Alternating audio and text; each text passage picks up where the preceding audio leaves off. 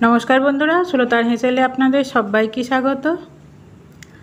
आज आमी बानिয়েছি माछेर टक, तेतुल दिए रुई माछेर टक। देखुन कालारटा कत सुंदर हয়েছে और এই গ্রেভিটা तो খেতে আরও সুন্দর লাগে। এই গ্রেভিটা দিয়ে শুকনো ভাত মাখিয়ে খেতে বা রুটির সাথে খেতেও খুব ভালো লাগে। একঘেয়েমি মাছ রান্না থেকে একটু অন্যরকম ভাবে মাছ রান্না মানে এই মাছের টক করলে দেখবেন সবারই একটু ভালো লাগবে আর স্বাদ পরিবর্তনও হবে। আর এই যে তেঁতুল দিয়ে মাছের টক, এটা কিন্তু দুদিন পর্যন্ত ফ্রিজের বাইরেও সংরক্ষণ করা যায়।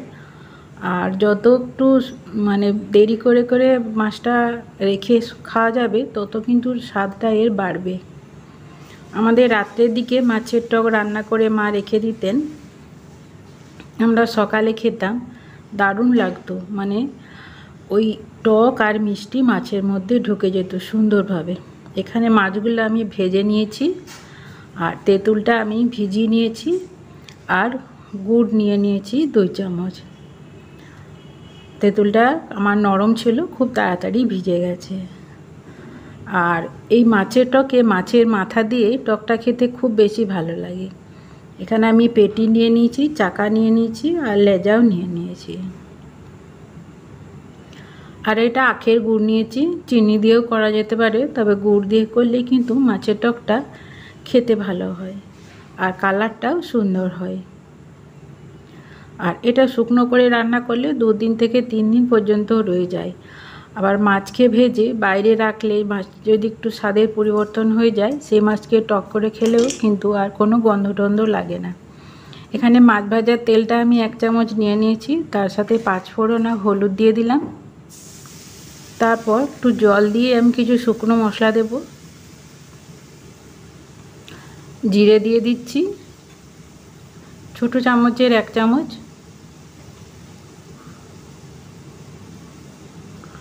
আর ধনে দিয়ে দিচ্ছি ছোটো চামচের 1 চামচ।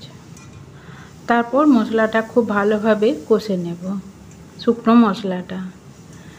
এর মধ্যে আর কিছু মশলা যাবে না, এরপর কিছু ভাজা মশলা দেব, সেটা এখন পরে আসছি, আপনারা দেখতে থাকুন। আর এই পর্যন্ত যেসব বন্ধুরা দেখছেন তারা যদি একটা লাইক দিতে ভুলে গেছেন, প্লিজ একটা লাইক দিয়ে দেবেন। আর দেখুন তেঁতুলটা আমার নরম ছিল, ওই জন্য খুব তাড়াতাড়ি গোলানো হয়ে গেছে। আর যদি তেঁতুল শক্ত মনে হয় তাহলে একটু গরম জল দিয়েও ভিজিয়ে দেওয়া যেতে পারে। এর থেকে আমি চটকে কাঠটা বের করে নিলাম, তারপর দিয়ে দিচ্ছি, আবারও একটু ধুয়ে দিয়ে দেব।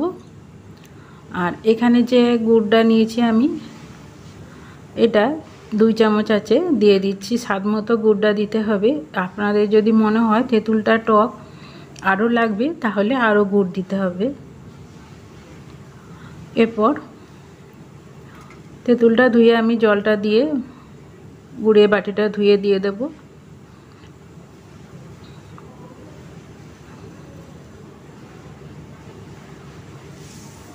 তারপর এটাকে আমি কিছুক্ষণ ফুটতে দেব। হ্যাঁ, যেটা বলছিলাম, ওই যে বাসি মাছ ভাজা কিছু বেড়ে গেলে, অতিরিক্ত মাছ এলে, তখন সেই মাছকে যদি আমরা টক করে রেখে দিই তাহলে কিন্তু অনেক দিন পর্যন্ত খাওয়া যায়। ফ্রিজে রাখলে তো 7 দিন পর্যন্ত ঠিক থাকবে। তারপর আমি নুন দিয়ে দিচ্ছি আর ভেজে রাখা মাছটা দিয়ে দিচ্ছি। এরপর একটু সেদ্ধ করব যাতে মাছের ভেতরে এই তেঁতুল জল আর গুড় মেশানো জলটা মাছের ভেতরে ঢুকে যায়। এতে টক মিষ্টি মাছটা খেতে ভাল লাগবে আর ঝালও হবে। এটা আমি 5 মিনিট ফুটিয়ে নেব। এদিকে আমি তাওয়া গরম করতে দিয়েছিলাম। এখানে গোটা 10-12 মেথি নিয়েছি আর ছোটো চামচের 1 চামচ সর্ষে নিয়েছি আর ছোটো চামচের 1 চামচ মৌরি নিয়েছি, যেহেতু আমার মাছের পরিমাণটা কম আছে। তারপর আর একটা লঙ্কাকে ফাটিয়ে নিয়েছি। এই ভাজা লঙ্কা দিলে টকের ঝালটা একটু লাগবে জিভে, তাহলে ভালো লাগবে। এরপর যতক্ষণ না মশলাটা চড়বড় করে ফুটছে ততক্ষণ আমি একটু গরম করে নেব।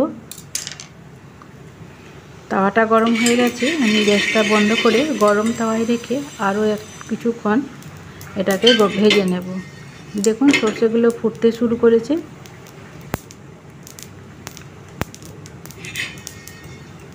এরপর আমি হামালদিস্তায় নিয়ে নিচ্ছি, নিয়ে গুঁড়ো করে নেব। আপনারা চাইলে মিক্সিতেও করতে পারেন কিংবা শিলনোড়াতেও করতে পারেন।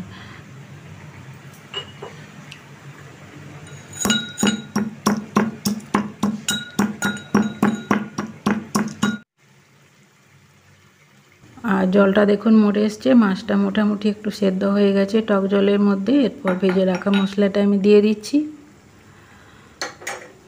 দিয়ে খুব ধীরে ধীরে উল্টে নিতে হবে। আর আস্তে আস্তে এই তেঁতুল জলে কালারটা দেখবেন আস্তে আস্তে একটু কালচে ভাব চলে আসবে, তখনই জানবেন টকটা রেডি হয়ে গেছে পরিবেশনের জন্য। এরপর মাছ যেহেতু তাড়াতাড়ি তো উল্টানো যাবে না, তাই একটা একটা করে ধীরে ধীরে উল্টে তেঁতুল গলার জলে ডুবিয়ে দিতে হবে।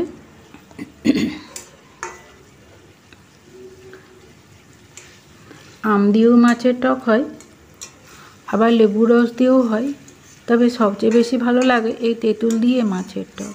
কাদের কাদের তেঁতুল দিয়ে মাছের টক ভালো লাগে কমেন্টে জানাবেন। ভালো লাগবে আমার টেস্টের মতো আপনাদেরও ভালো লাগে। এখানে লঙ্কা গুঁড়ো দিয়ে দিচ্ছি উপর থেকে।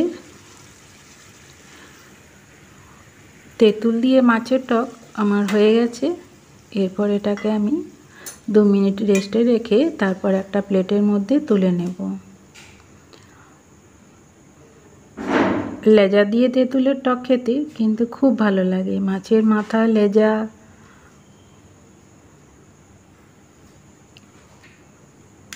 আস্তে আস্তে আমি সব তুলে নিচ্ছি।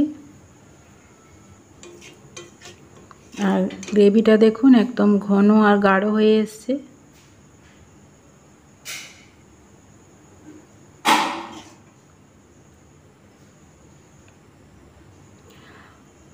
যেসব বন্ধুরা ধৈর্য ধরে আমার রেসিপিটি দেখছেন তাদেরকে জানাই অসংখ্য ধন্যবাদ।